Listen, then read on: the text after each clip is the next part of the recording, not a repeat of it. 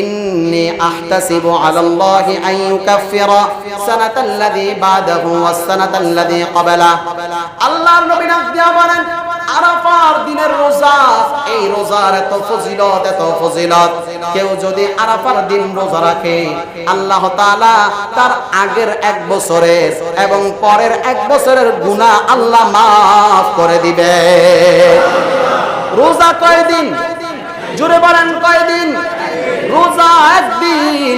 আজকে শুক্রবার, কালকে শনিবার, তারপরের দিন রবিবার। রবিবারে মাত্র একটা রোজা রাখবেন।